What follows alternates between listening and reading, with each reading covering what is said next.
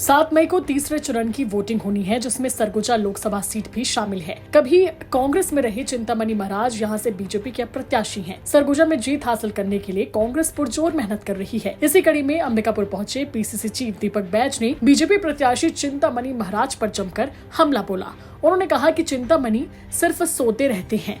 10 साल तक वो कांग्रेस के विधायक रहे, लेकिन क्षेत्र की जनता के लिए उन्होंने कोई भी काम नहीं किया। चिंतामणि महाराज जी 10 साल विधायक रह के भी क्षेत्र की जनता के लिए उन्होंने कुछ काम नहीं किया, बल्कि कभी विधानसभा में देखो तो वहां पे सोते रहते थे, कभी प्रधानमंत्री की सभा में देख लो तो वहां भी सोते रहते थे।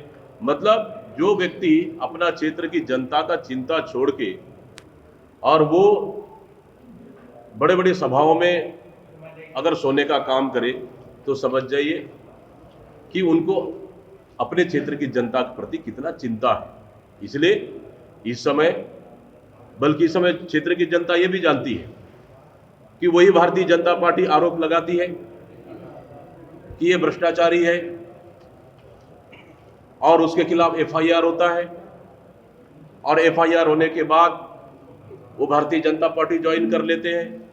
भारतीय जनता पार्टी ज्वाइन कर लेने के बाद उनका एफआईआर से नाम काट दिया जाता है।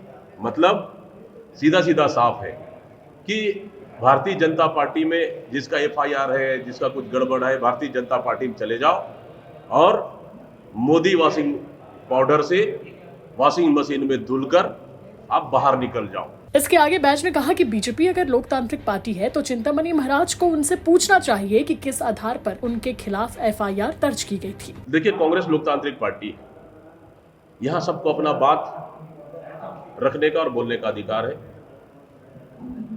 लेकिन भारतीय जनता पार्टी आरएसएस और डंडा के दम पर चलती है।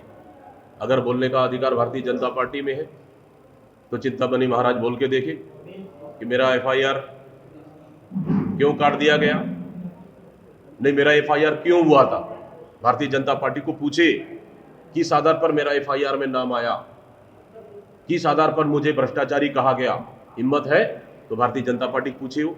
सरगुजा में चिंतामणि महाराज के सामने कांग्रेस ने युवा चेहरे शशि सिंह को मौका दिया है। देखने वाली बात होगी कि सरगुजा लोकसभा सीट में कौन बाजी मारता है। अंबिकापुर से सुमित सिंह की रिपोर्ट, छत्तीसगढ़ तक।